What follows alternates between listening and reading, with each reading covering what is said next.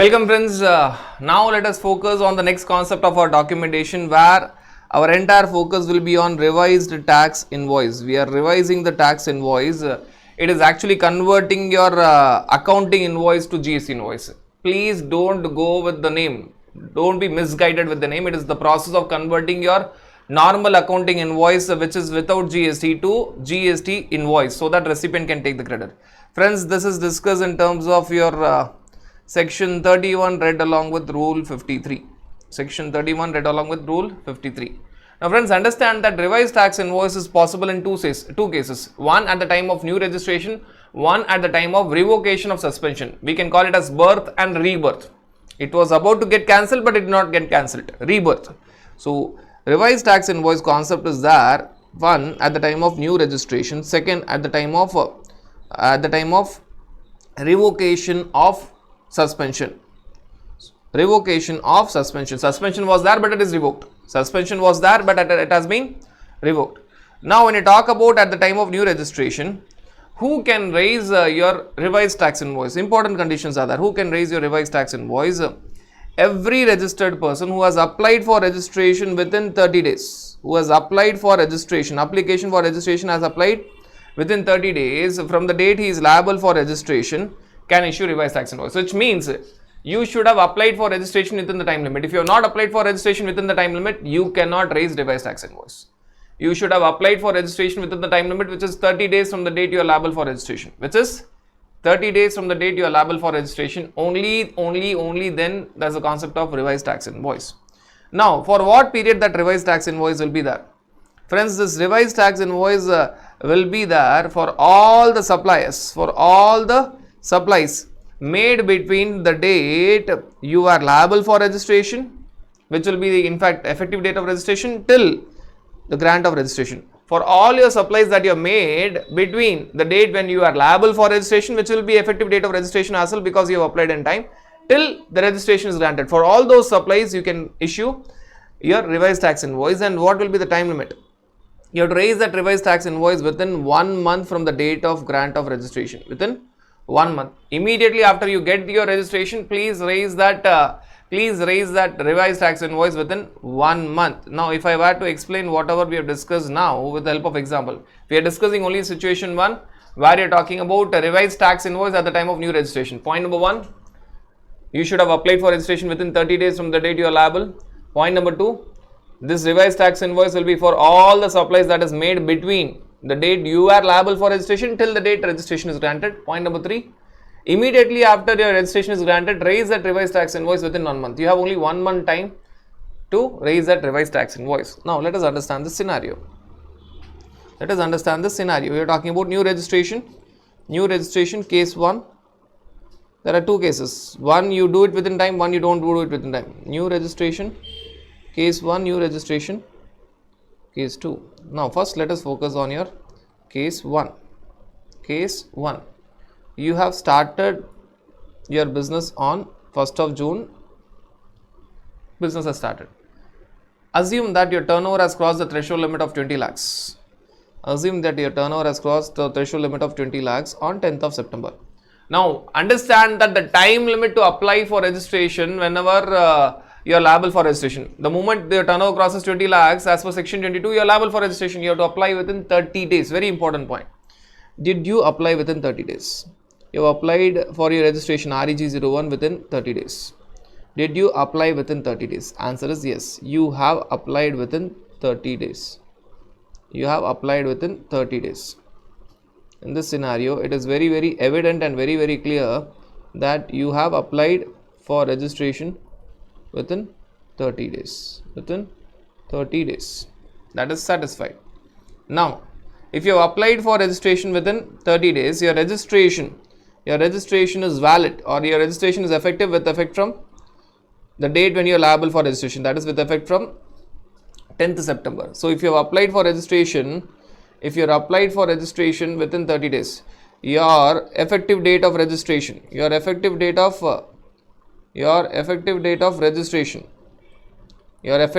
registration will be date when you are liable for registration. But wait, you did not get your registration till now.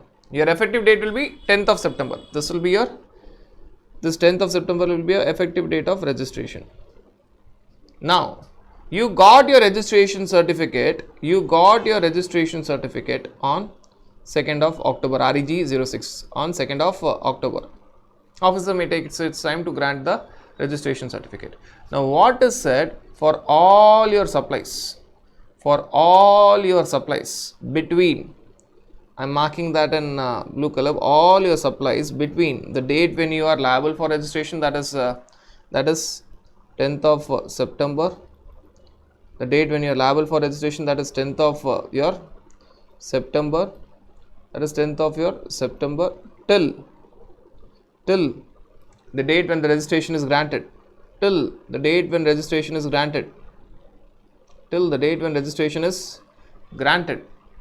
that for that purposes, for all those supplies made between that, you can raise revised tax invoice.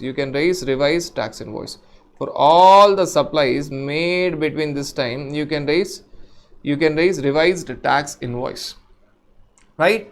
Between this time till you did not get your registration, though you have applied in time, you are not getting your GSTI number. So for all the sales made or all the outward supplies made between your 10th of September, the date when you are liable for registration, till the 2nd of October, the date when registration is granted, you have to raise revised tax invoice. And friends, this revised tax invoice has to be raised within a particular time. This revised tax invoice has to be raised within a particular time. This revised tax invoice has to be raised within 1 month. So within 1 month you have to raise revised tax invoice. So when your registration is granted, you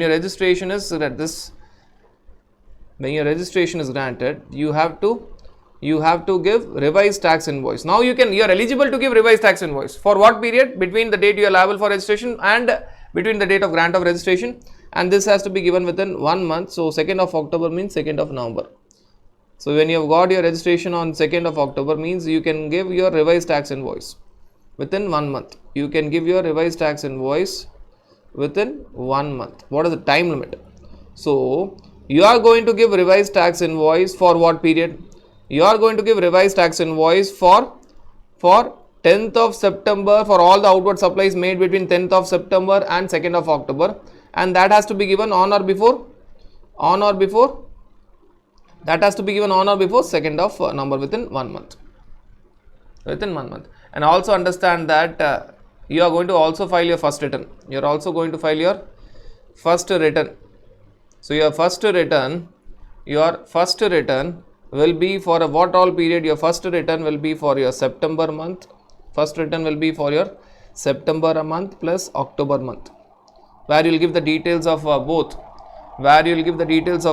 Outward supplies as well as input tax credit for both September month and October month. So you are going to file your first return, which is written for few months together for September month and October month, where you will give the outward supplies as well as input tax credit details for both September month and October month.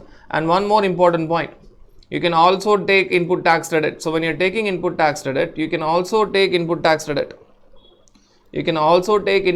credit for the stock which is lying. So you will be positioned to take input tax credit for the stock which is there on inputs lying before the date of liable for registration, which means your input tax credit will be there, your output tax and input tax will be there for September month and October month, plus you will be also in a position to claim input tax credit on stock which is lying as on 9th of September, a date before you are liable for registration, on stock before 9th of September. So your output tax will be for starting from 10th of September to 31st of October. Your input tax credit will be from 10th of September to 31st of October, plus you can also take input tax credit on stock as on 9th of September. So even on the stock of inputs as on 9th of September, you will be taking the input tax credit. So this is all when you are applying for registration in time. Now if I change the example, if I tell that, again this basic is the same, your business started on 1st of June, but your turnover crossed 20 lakhs, that is the threshold limit on 10th of September, same. You did not apply for registration REG 01 within 30 days. You did not apply for registration within 30 days. You failed to apply for registration within 30 days. And finally, your registration was granted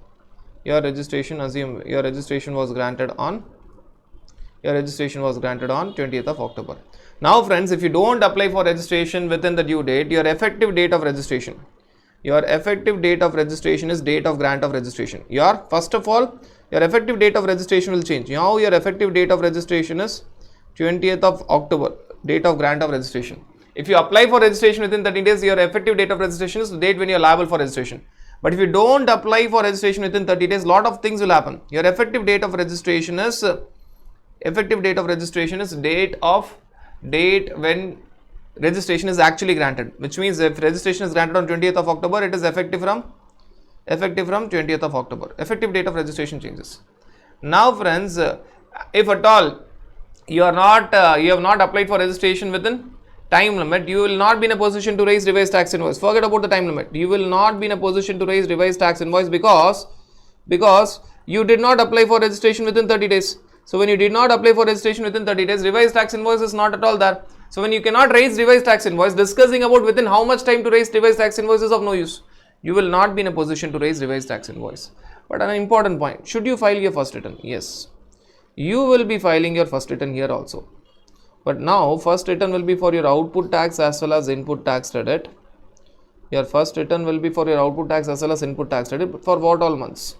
It will be again for September month plus October, because September month your you're liable for registration, and grant of registration is 20th of October. So it will be for 2 months together. But now a very important point, your output tax and input tax credit will be different. You have to give your output tax details right starting from 10th of September till 31st of October. So your output tax will be right from the beginning. You have to pay your output tax right from 10th of September to 31st of October. But your input tax credit will be only from 20th of October to 31st of October. So you will be in a position to take input tax credit only from 20th of October, which is the date of grant of registration, till 31st of October. So you have to pay output tax for all the supplies right made from date when you are liable for registration till 31st of October. But your input tax credit will be taken only from the effective date of registration, which is 20th of October now, not first 10th of September. It is not 10th of September. Very, very important point. It is 20th of October till 31st of October. Also, you will not be in a position to take input tax credit on stock. ITC on stock cannot be taken. So your ITC is very much reduced. First point, your ITC is only from 20th of October. Though you are paying output tax from 10th of September, ITC is only from 20th of October. Second point, ITC on stock is not allowed. See friends, there are 3 important disadvantages. First, you will not be in a position to give revised tax invoice, which means your customers will not be in a position to take credit. Second, your input tax credit will not be from 10th of September. Though you are paying output tax from 10th of September, input tax credit is only from 20th of October. Third, you cannot take input tax credit on your stock.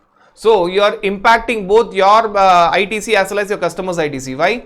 If you are not in a position to give revised tax invoice, your customer cannot take input tax credit. Your recipient cannot take input tax credit. So recipient cannot take input tax credit is the first disadvantage. Second disadvantage, your ITC will be only from the date of grant of registration, that is in this example 20th October to 31st of October.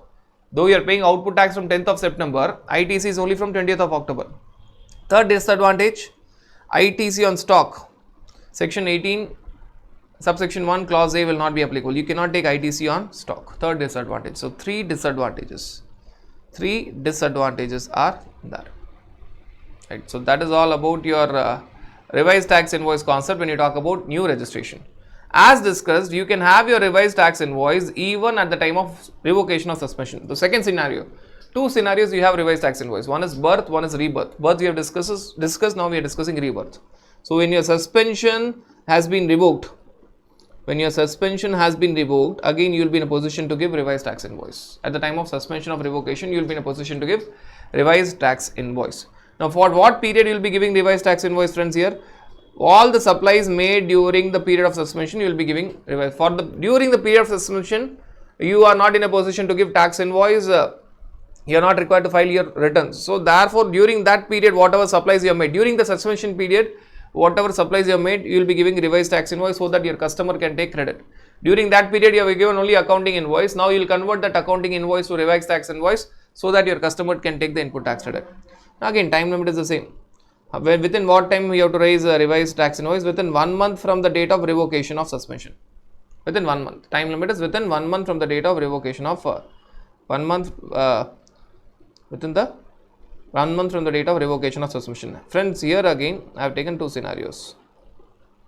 Here again I have taken two scenarios. Here case 1 and case 2. Now first is a case where there is revocation of suspension. Second is a case where your registration itself is cancelled. In first case, revocation suspension is there but it is revoked. So rebirth. In second case, suspension is there and it is cancelled. In first case, there is suspension but it is revoked. In second case, there is suspension resulting into cancellation. So in the first case, you are talking about rebirth. In the second case, you are talking about death. Registration itself is cancelled. In the first scenario, supposing your registration was obtained on 1st of June. On 10th of September, your registration is suspended, and your registration is suspended from 10th of September till 2nd of October. Till 2nd of October. Now, this is a suspension period from the date of suspension till it is revoked. From the date of suspension till it is revoked. Now, you will be in a position to raise revised tax invoice. You will be in a position to raise revised tax invoice, but within 1 month. Now, a revised tax invoice will be there for the period of suspension which starts from 10th of September when registration was suspended till 2nd of October when suspension is revoked. From the date of suspension till the date of revocation of suspension. Now, you will be in a position to raise revised tax invoice. You will be in a position to raise revised tax invoice, and friends, you have to raise that revised tax invoice within 1 month, which means you have to raise for all the supplies made between 10th of September, the date of suspension, till 2nd of October, revocation of suspension. You have to raise revised tax invoice within that 1 month. So that you're converting your accounting invoice to GST tax invoices, that is revised tax invoice, so that your customers can take the input tax credit. Now understand that during the period of suspension, you cannot give tax invoice, which means you can give only accounting invoice, which means there is a need to give revised tax invoice. Plus, you cannot file your returns. During the period of suspension, you cannot do two things. One, no GST invoices. Now, as there is no GST invoices, we are discussing about revised tax invoice if at all suspension is revoked. Second, you cannot file your returns. Now, the moment your suspension is revoked, again you have to file your first return. So, both revised tax invoice as well as first return comes in at the time of birth as well as rebirth. So, when you are filing your first return now, friends, your first return will be for what all period? Your first return will be for September plus entire October. Both you can take full input tax credit and you have to pay full output tax. Now, during the period of suspension, you cannot give GST invoice. You can give only without GST invoice. Therefore, on revocation of suspension, you will be giving revised tax invoice so that your customer can take the credit. Now, for what period revised tax invoice will be given? From the date of suspension till the date of revocation of suspension. Till what time? You have to raise that within 1 month. That is in this case 2nd of November. And also you are required to file first return, because during the period of suspension you cannot file your returns. Now, immediately when suspension is revoked, for that period, in this it may be September, October, or it may be September, October, November, December, Jan, 5-6 months also can be there. You have to file your again first return for the September month till the end of the month in which suspension is revoked.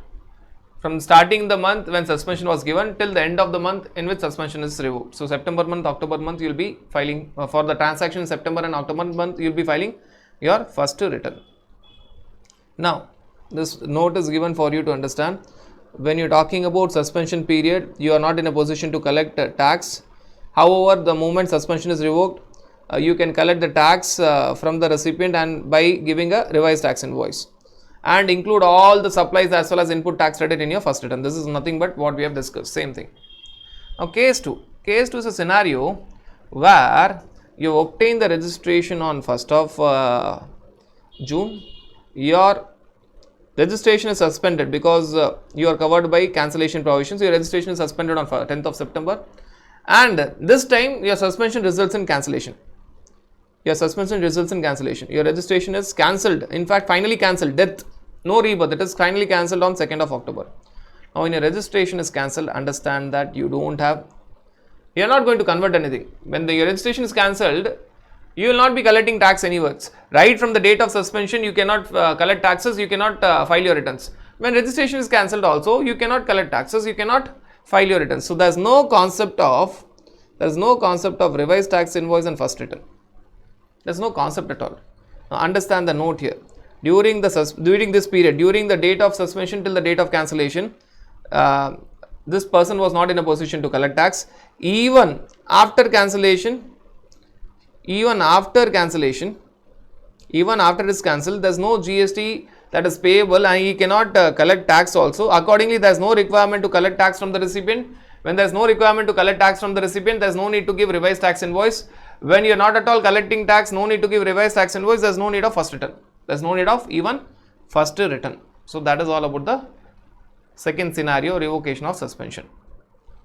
Now friends, we have discussed both these scenarios. Now let us discuss about the contents of revised tax invoice.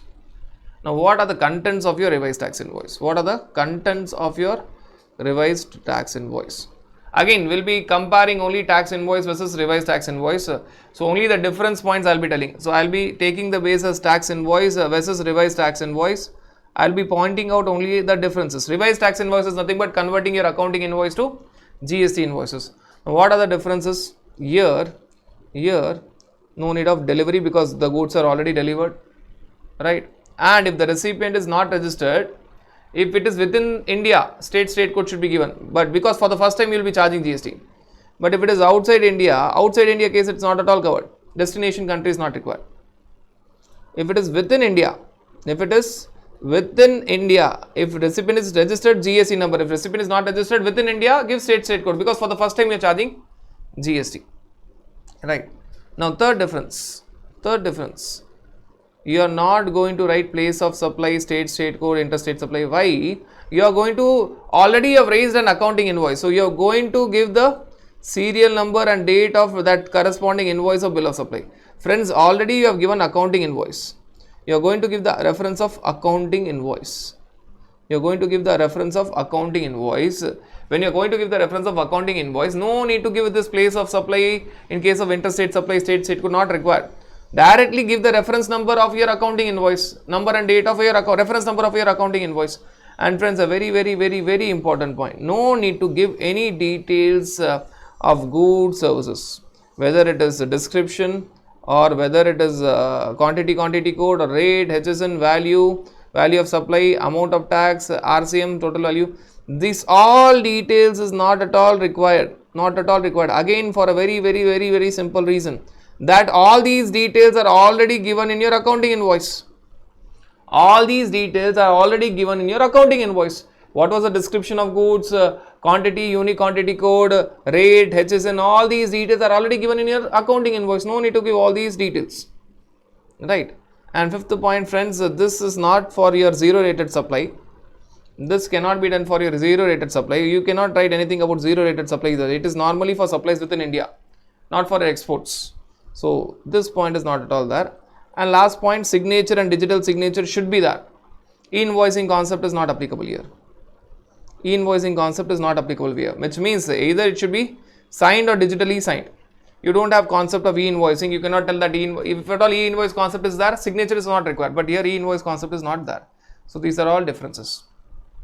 Now the main difference, friends, here is here you will be giving the reference number of your accounting invoice. When you are giving the reference number of your accounting invoice, there is no need to write anything about the goods and services. This entire part, goods and services, the main part, it's gone. Even there is no need to write your place of supply. It is already there in accounting invoice. Delivery, address of delivery not required because the goods are already delivered. If at all it was there, accounting invoice was there.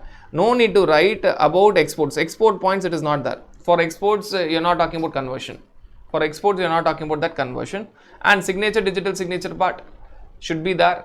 No concept of e-invoicing is there. So these are all the differences when you compare with your tax invoice. Understand friends, main difference is all the important details are already there on your accounting invoice. Just give that reference. The moment you give that reference, your place of supply is not required, the goods services details is not required, address of delivery is not required. Now these points are there. For other special points, export related details are not there, and signature and digital signature should be there. So these are all the differences that you have. Now friends, the last important point about your revised tax invoice is, when you talk about your revised tax invoice, should you raise single revised tax invoice or a consolidated revised tax invoice? The question that needs to be asked is whether you have to give a single tax invoice or consolidated tax invoice. Supposing you are talking about you are in Maharashtra and there are supplies in Maharashtra. There are also supplies in Delhi, there are also supplies in say West Bengal. Where you are there? You are there in Maharashtra. So you are located in Maharashtra, whereas your recipients are there, few recipients are there in Maharashtra, few are there in Delhi and few are there in West Bengal. Now when you talk about your recipients in Maharashtra, there are many where you are talking about they are registered, there are many where you are talking about unregistered. Many are registered, many are unregistered. Many are registered,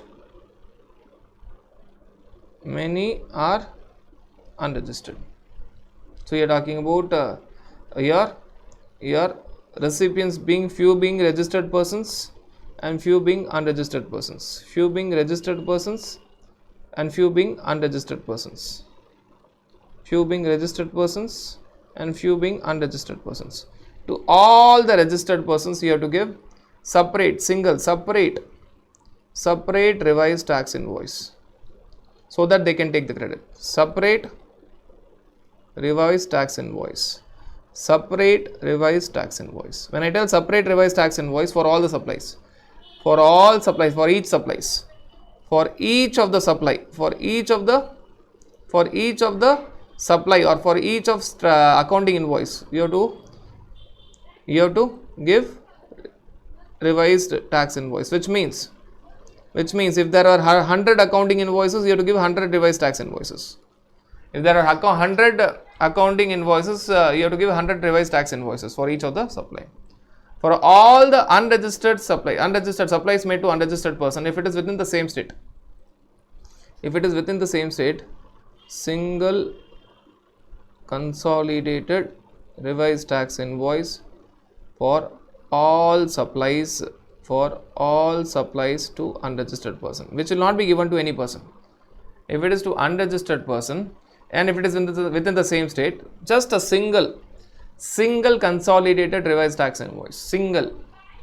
If at all, if you are talking about unregistered person in other state, then if the value is more than 2.5 lakhs, value is up to 2.5 lakhs. If the value is more than 2.5 lakhs, then you have to give separate revised tax invoice. If the value is up to 2.5 lakhs, you can give single consolidated revised tax invoice.